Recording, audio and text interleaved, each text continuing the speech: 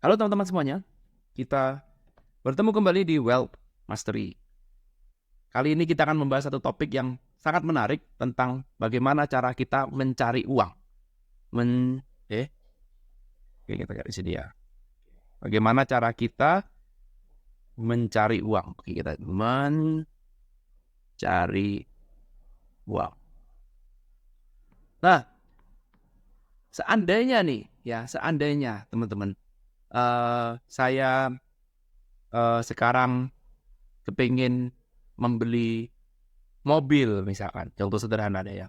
Oke, saya kepingin membeli mobil yang biasa aja, misalkan mobil Toyota Corolla misalkan ya, Corolla gini ya, Toyota Corolla biasa aja ya. Nah, harganya misalkan sebut saja misalkan $25.000 ya, kurang lebih berapa? Kurang lebih sekitar 450 juta misalkan ya, contoh hasilnya. Lalu kemudian pertanyaannya adalah seperti ini. Bagaimana cara saya bisa mendapatkan uang ini? Itu kan ya. Bagaimana caranya saya bisa mendapatkan uang 25.000? Bagaimana caranya? Simple aja, oke? Maka kita lihat apa yang muncul dalam ide. Nomor satu, yang paling gampang adalah kerja. Nah,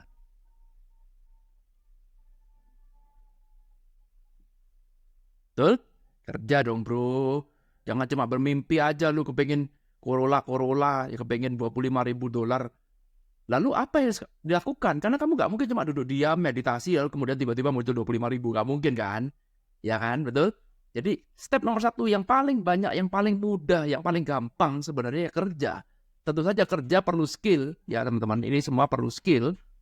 Ya skill tetap kita perlukan. Karena kalau kamu kerjanya cuma sekedar kerja menjual tenaga, ya nggak bisa. Contoh misalkan kerja saya cuma jadi, misalkan apa? Misalkan saya cuma jadi, saya jangan nyebutin dari tempat umum lagi ya. Udah saya buat kerjaan A yang cuma jual tenaga, ya itu nggak bisa. Nah, sorry ya teman-teman, saya nggak boleh nyebutkan. Karena nanti kalau saya nyebutkan pekerjaan A, pekerjaan B, pekerjaan C, saya dengan detail, nanti bisa dituntut. Ini kelas umum ya. Sekarang masyarakat Indonesia lagi sensi, dikit-dikit nuntut. Nah, dikit-dikit tersinggung, terlista. Waduh, gawat. Jadi kita sebut saja, misalkan pekerjaan A tidak menunjang ya, setengah mati. Perlu skill, betul? Kita perlu skill. Ada nggak cara lain? Ada nggak ide lain? Ada Pak.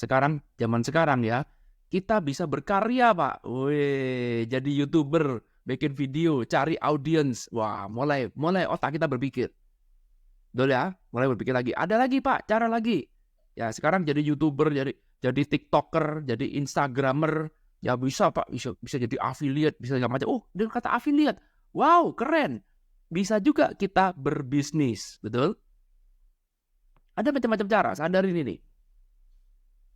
Oke. Dan yang terakhir adalah cara yang keempat adalah caranya kita dengan melakukan investasi. Nah, stop sampai sini dulu. Kalau seandainya teman-teman sekarang di dalam otaknya cuma punya satu cara, tidak punya cara yang lain, maka untuk mendapatkan mobil ini sangat sulit. Bukan berarti nggak bisa, bisa. Cuman sangat sulit. Apalagi kalau sekarang teman-teman baru mulai kerja. Belum ada pengalaman. Sulit. Mau dapatkan ini aja sulit. Padahal ini cuma mobil yang standar. Standar aja. Nggak ada bangganya kamu punya mobil ini. Standar aja, biasa. Ya ini kurang lebih berarti berapa? 450 juta? Ya kurang lebih lah ya. Kita kesampingkan dulu. Jangan yang bikin mobil kan bisa kredit segala macam. Sudah, kita kesampingkan itu dulu. Anggaplah sekarang kamu hanya bisa beli mobil ini dengan cara cash. That's it. Kamu harus nabung dulu. Balik ke zaman dulu. Kita nggak mau kredit. Balik ke zaman dulu. Oke? Nggak punya uang, nggak usah beli mobil. Ya, kita balik ke zaman dulu. Nah, sekarang kalau kamu cuma mau kerja, sulit Pak. Perlu waktu berapa lama? Bukan berarti nggak bisa. Bisa. Alangkah cerdasnya. Alangkah luar biasanya. Kalau kamu sekarang sambil bekerja juga berkarya. Wah, ini lebih keren lagi. Ya, karena apa? Kalau kamu sekarang juga berkarya, ada tantangannya sendiri juga. Perlu skill juga. Masing-masing ini perlu skill. Ya, ada tantangannya juga. Kalau kamu berkarya baru pertama kali, siapa yang mau lihat video kamu? Kamu belum punya grup, belum punya audience, ya. Mau iklan ya pakai duit. Siapa yang mau nonton videomu? Kamu cari audiens dulu dah. Berkarya perlu waktu, bekerja perlu waktu. Alangkah baiknya kita lakukan ini sekarang. Sehingga 1 tahun lagi ini bisa bertumbuh. Kerjaan saya bertumbuh, karya saya bertumbuh. Karya banyak uncertainty. Kerja dapat certainty. Biarpun gaji saya mungkin tidak seberapa, tapi saya dapat certainty setiap bulan dapat segitu. Betul? Ya, sehingga bekerja dan berkarya. Bagus. Lebih hebat lagi, bekerja, berkarya, dan berbisnis juga. Bisa? Bisa. Ya, contoh sekarang, lagi rame, TikTok dipakai buat jualan affiliate. Ya, jual baju, jual buku, jual alat-alat kecantikan. Banyak sekali caranya. Nah, tapi balik lagi, perlu skill. Oh iya, perlu skill. Semuanya perlu skill. Kerja perlu skill. Ya, karya perlu skill. Berbisnis pun juga perlu skill. Dan berbisnis ini, wah ini lebih uncertainty lagi. Ya, karena berbisnis kamu bisa rugi. Kalau berkarya ya kamu mungkin cuma rugi waktu. Ya paling videomu gak ada yang nonton. Ya kalau kamu ngedit-ngedit sendiri ya. Tapi kalau berbisnis, wah kamu harus bermain-main. Kamu harus mulai ada risk di sini. Betul? Ada resiko. Kamu harus mulai pintar ngatur keuangan dan segala macam. Ini perlu skill. Of course kamu perlu skill. Tapi bisa kok. Jangan takut dengan risiko. Bisa kita hadapin. Bisa. Nah, alangkah baiknya kalau kamu punya nomor 1 plus nomor 2 plus nomor 3. Sehingga sekarang balik lagi tujuan kamu adalah $25.000 Toyota Corolla beli dengan cara cash. Ini adalah goal kamu misalkan. Ya. Kalau kita belajar law of attraction, kita cuma belajar, saya cuma pengen ini, kepengen itu, kepengen. Kalau dalam dunia finansial, kita merumuskan blueprintnya. Merumuskan, oke, kamu sekarang nggak punya 25.000, it's okay, nggak masalah. Ya. Tapi sekarang ayo, planningnya apa? Oke. Jangan cuma berpikir, ya kerja bro, tok. Nggak cukup. Ini sudah jadul, teman-teman. Kecuali kamu kenalan ya, kamu punya KKN. Misalkan, saya saudaranya Opung misalkan. Wah ini saya anak kesayangannya Opung. Sekali jabatan dan langsung tinggi, bisa. Ya, tapi kalau sekarang kamu nggak punya kenalan siapapun, kerja dari nol, baru lulus kuliah lagi, wayo berat, man. Ya, masa langsung mau jadi presiden direktur ya kan nggak mungkin, betul? Ya pasti kamu kerja berintis dari bawah, perlu waktu. Nah alangkah baiknya kalau sambil jalan kamu juga berkarya, kamu juga berbisnis. Ini jago banget. Kerja untuk memastikan setiap bulan saya save, lalu kemudian berkarya, ini untuk masa depan, berbisnis juga untuk masa depan, kita tabung uangnya. Nah yang paling tinggi skillnya adalah nomor 4 teman-teman. Kenapa? Karena ini tempatnya kamu menumbuhkan, kamu punya income. Sampai sini bisa paham nggak? Jadi kamu kerja, berkarya, berbisnis, ini semua cari income. Nomor 1, nomor 2, nomor 3. Nah investasi, ya itu gunanya menumbuhkan kamu punya income. Oke, paham? Jadi kalau sekarang ada cari uang di investasi dengan melakukan misalkan day trading, scalping misalkan. Waduh, itu namanya kamu cari uang di dunia investasi. Di dunia finance ya, kita istilahnya adalah dunia finance, oke? Investasi bisa apapun ya teman-teman. Teman-teman bisa investasi di real estate juga bisa, ya. Beli tanah misalkan, bisa. Bisa juga investasi di barang-barang antik, barang-barang berharga seperti emas, berlian ya. Saya nggak tahu ya, ini bukan dunia saya nggak tahu. Ya mungkin ini juga oke. Anda beli tanah juga oke. Kebetulan dunia saya ada di dunia finance. Nah, kalau idealnya sekarang Anda berada di dunia investasi ini, idealnya itu adalah untuk menumbuhkan income, bukan untuk cari income. Artinya apa? Kamu bekerja, berkarya, berbisnis, ya.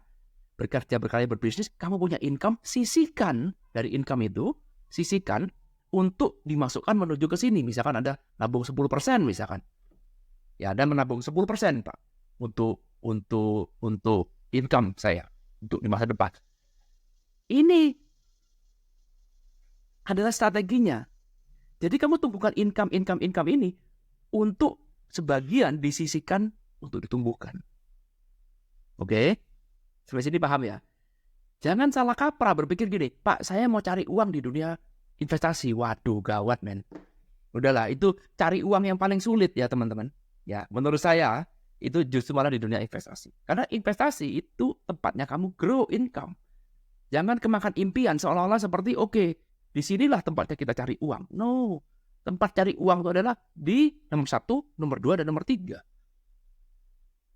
Oke, boleh nggak? Sekarang gini, saya punya ilmu untuk menumbuhkan investasi. Saya bisniskan ilmu saya, sehingga saya dapatkan uang. Anda ikut jadi murid saya di kelas finansial. Oke, bayar sekian. Kan bisnis. Oke, maka uang itu nanti saya putar untuk menumbuhkan investasi saya. Boleh? Boleh. Saya punya skill di dunia investasi untuk menumbuhkan uang dengan resiko yang terkontrol. Itu sebuah skill. Skill ini akan saya jual, betul? Saya bisniskan skill saya, sehingga nanti saya dapatkan uang, dapat income di sini. Lalu sebagian dari income saya sisihkan untuk investasi saya pribadi. Boleh? Boleh. Jadi, kalau secara pribadi kamu berpikir bahwa, oke, Pak, saya maunya gak usah kerja, Pak. Pokoknya saya investasi, uang saya bertumbuh. Ya, kalau kamu sudah punya modal. Ya, itu kamu punya modal. Kalau kamu gak punya modal. Sekarang saya kasih tahu ya, menumbuhkan paling gampang adalah deposito. Ya, ini masuk juga di sini kan. Deposito ini paling gampang. Kalau kita ngomong deposito US dollar, ya, mungkin 1 tahun kamu cuma dapat 4%. Mungkin ya, saya ngomong mungkin, harus cek and recheck, karena kita mesti lihat interest rate naik turun. Betul? Kondisi sekarang bisa berubah-ubah. Tapi kita sebut saja 4%. 1 tahun loh teman-teman. Ya, sekarang logika sederhana aja. Kalau kamu 1 bulan, ini US dollar ya teman-teman, bukan rupiah ya. Coba kamu convert sekarang. PR ya, hitung sendiri ya. Coba hitung sendiri, ditulis di kolom komentar. Kalau misalkan sekarang saya pengeluaran 1 bulan $1.000, teman-teman, atau equal dengan Rp 15 juta, misalkan contoh ya, pengeluaran saya setahun $1.000, maka sekarang setiap 1 bulan ya, 1 bulan. Nah, 1 bulan ya, $1.000. Maka sekarang 1 tahun saya perlu uang 12.000, betul? Sama dengan 1 tahun. Nah, pertanyaan saya sekarang sederhana. Supaya saya bisa makan uang deposito aja 4% 1 tahun, maka saya harus, supaya punya income ini tuh equal dengan 4% dari saya punya modal, maka modal saya harus berapa, teman-teman? Modal saya harus berapa untuk ditaruhkan di deposito? Kalau kamu nggak punya skill ya. Kalau kamu nggak punya skill, ya cuma taruh deposito. Perlu modal berapa supaya 4% bisa dapat 12.000? Modalmu berapa? Jawab aja, sederhana, itu. Banyak pasti, of course, padahal cuma $1.000 ini mepet banget. $1.000 ini nggak bisa kamu berleha-leha, nggak mungkin kamu berkecukupan dengan uang $1.000 per bulan. Tapi kalau kita lihat perlu modal berapa untuk menghasilkan $12.000 per tahun dari bunga deposito? 4%. Jadi tanpa skill, sulit teman-teman. Sama juga menunjukkan investasi, tanpa skill, sulit. Inilah skill yang tidak dimiliki oleh orang biasa. Ini adalah sebuah skill yang dimiliki oleh orang yang rich, yang kaya. Ya, kayak orang yang kaya itu pola pikirnya begini teman-teman. Ya, saya kasih tahu nih perbedaannya dengan kita. Anggaplah sama-sama kepengen punya Toyota Corolla, oke, dengan harga 25.000. Apa yang dilakukan? Sama, 1, 2, 3. Jadi roda income diputar sekencang-kencangnya. Ya, roda income diputar sekencang-kencangnya, dan kemudian dia sisihkan income itu, income dipakai buat hidup, dengan income dipakai buat investasi. Disisihkan. Tentu saja, semakin besar income-mu, semakin besar disisihkan, betul? Jadi fokusnya menambah income. Income-nya dibesarin. Ya, sehingga apa yang terjadi sekarang? Oke, misalkan sekarang saya dari hidup cuman 20% misalkan. Income saya besar, hidup saya biasa-biasa aja. Saya mau menunda kesenangan. Ini penting, teman-teman. Menunda kesenangan. Ya, jadi saya nunda kesenangan dulu. Nggak mau foya-foya dulu. Gak mau jadi seperti Indra Ken, gak mau jadi sultan, enggak. Saya belum sultan ya kalau saya jadi sultan, gak apa-apa. Mobil saya jelek, mungkin tahun 90 atau tahun 2000, amur-amur ya, gak apa-apa. Tapi sekarang saya keluarkan ini untuk investasi. Nah, investasi saya akan saya tumbuhkan, tentu saja punya skill ya di dunia finance. Misalkan karena saya punya skill, saya tahu ya, perhatikan ya, di sini pentingnya kamu punya skill di dunia finance. Ya, di sini kamu penting punya skill. Seandainya sekarang saya 1 tahun karena saya punya skill dengan resiko yang moderat, saya bisa tumbuhkan 12%. Jauh lebih tinggi daripada deposito. Deposito 4%. Of course, deposito adalah standar kita. Kalau income kamu lebih rendah daripada deposito, ya lebih baik deposito aja. Ingat, deposito masih kemakan inflasi ya. Ingat, jangan lupa, deposito ini kamu bukan berarti ending segalanya. Karena inflasinya sekarang 5%, 6%. Ya, jadi ini income yang kita dapatkan. Tentu saja perlu skill ya. Ya, inilah yang saya ajarkan di kelas finansial. Ini perlu skill untuk menumbuhkan 12%. Setahun loh, cuman setahun 12% kan kamu perlu skill. Oke? Nah, setelah itu, saya tumbuhkan di 12%, maka apa yang saya lakukan? Hasil dari pertumbuhan itu, dari profitnya ini, bertumbuh 12%, dari profitnya ini, itulah yang saya pakai buat beli Toyota Corolla. Jadi, profitnya ini, misalkan saya punya profit 25.000 di sini, barulah ini saya ambil untuk beli Corolla. Paham nggak pola pikirnya? Beli Corolla. Lalu, poinnya di mana? Poinnya adalah saya punya modal tidak hilang, teman-teman.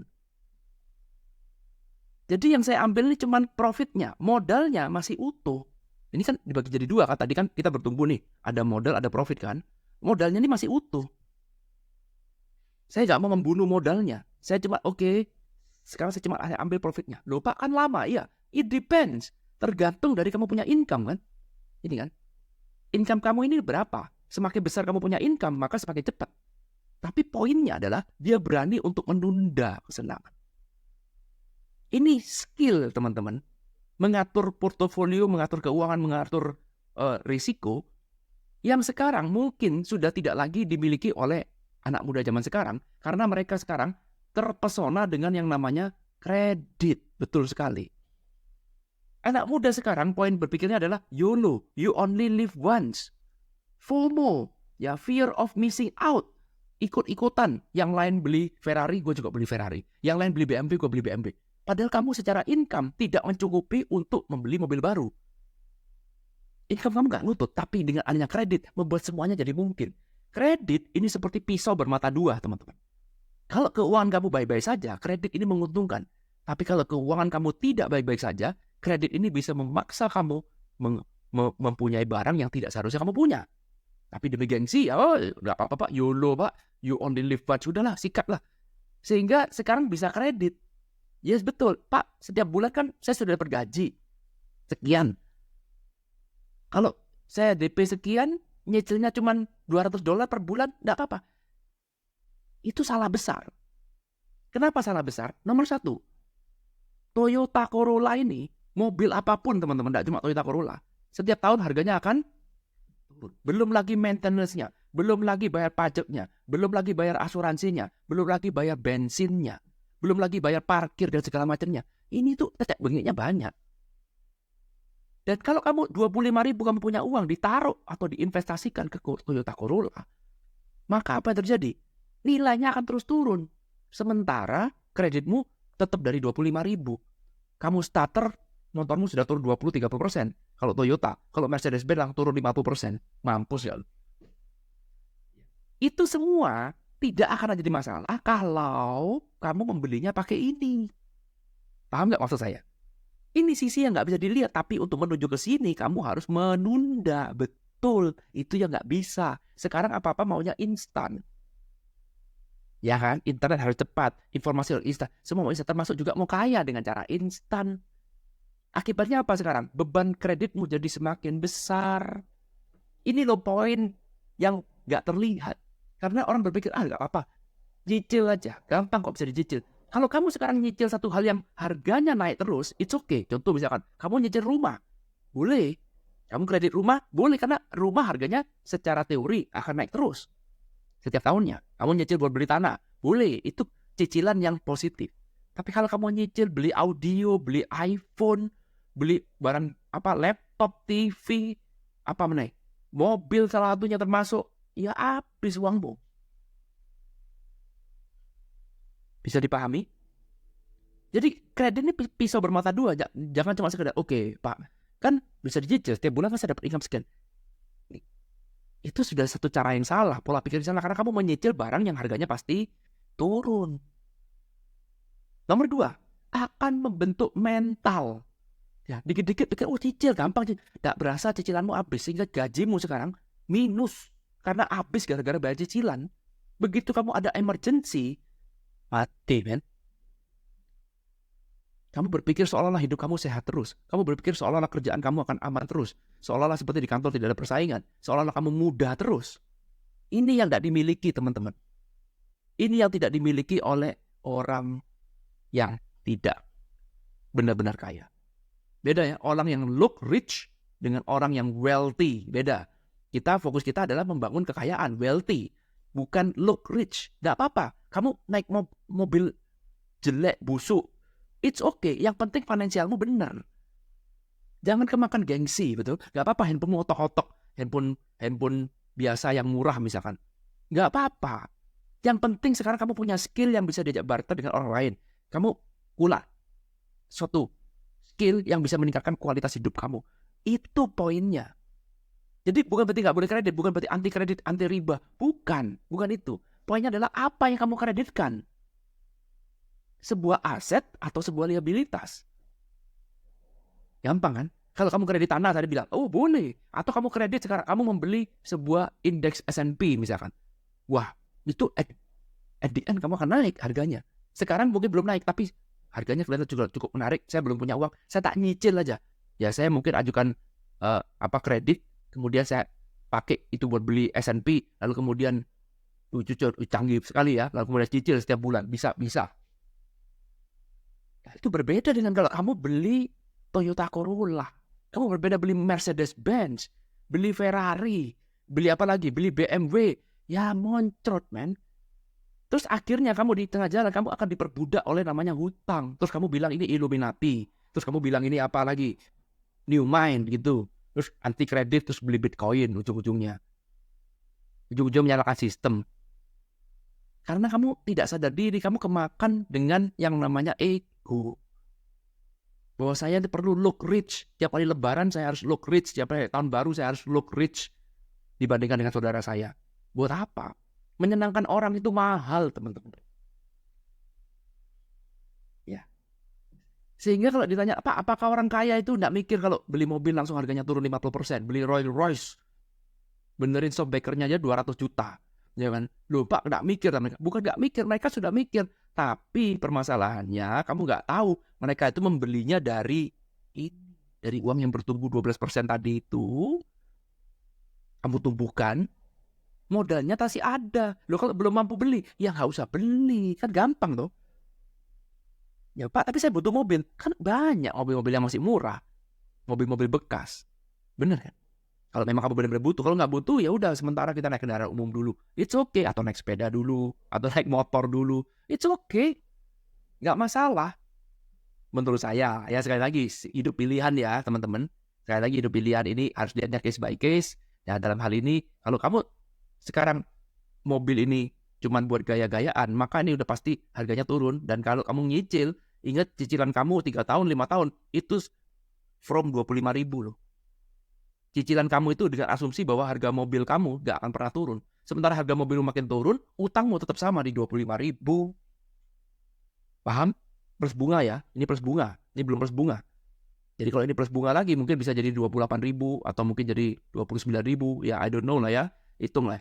Ini makin berat. Karena apa? Barangmu makin turun. Dijual lagi nanti 3 tahun, 5 tahun lagi udah dijual tinggal 15.000. Nangis.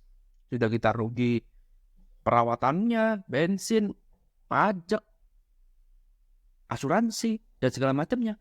Kamu akan babak belur. Bener-bener babak belur. Apalagi ini baru Toyota Corolla. Apalagi kalau kamu beli merek-merek branded Eropa. Wah itu tambah ngeri lagi. Yes bener. Teman kamu akan respect kamu. Iya wah hebat, kaya nih. Sukses.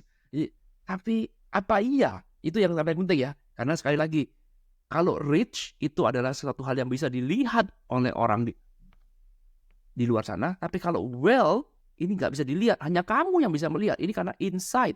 Hanya kamu bisa melihat. Apa iya saya sudah sekaya itu, sepatas itu untuk bisa pakai mobil ini? Ya, renungkan itu ya teman-teman. Sekali lagi, dari sini Anda bisa mengetahui pentingnya sebuah skill. Kerja perlu skill, karya perlu skill, bisnis perlu skill. investasi juga perlu skill. Itulah yang saya ajarkan di kelas saya. Bagaimana menemukan investasi, apapun pekerjaan kamu. Tapi skill yang saya tanamkan ke Anda semua, itu nggak bisa untuk dipakai cari income. Pak, bagaimana caranya cari income? Mungkin saya day trading, Pak. Mungkin saya scalping, Pak. Bapak mungkin punya rahasia indikator goib. Setiap hari saya bisa dapatkan $3.000, $4.000. Salah jurusan, bro. Percaya deh sama saya. Cari uang lebih gampang di nomor 1, nomor 2, dan nomor 3. Buktinya apa? Buktinya orang-orang yang ngajar teknik analisis, ya buka kelas. Seperti saya juga. Bukan cuma mereka. Saya pun juga sama. Buktinya mereka juga berbisnis. Mereka nggak bisa trading cuma dari hasil tradingnya aja. Nggak mungkin. Bukan berarti salah buka kelas. Bukan loh ya. Bukan. Jangan anti terus, ujung-ujungnya seminar. Jangan nanti. Nggak apa-apa selama itu win-win. Kamu dapatkan ilmu untuk ini. Maka ini akan mendukung. Karena investasi itu ya menumbuhkan kamu punya income. Enak banget kalau mesin pertumbuhan income-nya ini sudah jalan. Enak banget. Kamu punya kerja dapat bonus istilahnya. Kerja dapat bonus. Tanpa kamu melakukan sesuatu. Karena kalau nomor 1, nomor 2, nomor 3, kamu terlibat aktif. Sementara nomor 4, kamu tidak terlibat aktif, tidak terlibat secara langsung. Kayak kamu beli sahamnya Astra. Apa yang kamu lakukan supaya Astra sahamnya naik? Nggak ada. Tapi kalau kamu punya bisnis, banyak bisa kamu lakukan. Kalau kamu punya karya, kalau kamu punya kerja, banyak bisa kamu lakukan untuk meningkatkan income, meningkatkan gaji. Banyak. Tapi di investasi, no. Kamu tingkatkan skill untuk memanajemen risiko. Oke? Semoga video ini bisa memberikan insight bagi teman-teman. Silahkan renungkan teman-teman, dicatat kalau perlu. Saya tunggu komentarnya. Bagaimana menurut pendapat dari teman-teman semuanya. Biasakan hidup berani untuk menunda kesenangan. Ya, hidup zaman sekarang jangan terlena hanya karena kredit. Sekali lagi, kredit bukan berarti nggak boleh. Kredit boleh. Ya, tapi kredit pisau bermata dua. Lihat dulu apa yang kamu kreditkan. Ya, jangan berpikir hidup hanya untuk menyenangkan hati orang lain. Apalagi orang lain yang tidak kamu kenal. Ya, lebih baik orang lain menyangka kita tidak terlalu kaya, biasa-biasa aja, tapi sebenarnya kita kaya, daripada orang lain menyangka kita kaya, pada sebenarnya kita miskin. Kita ketemu di video kita selanjutnya. Thank you.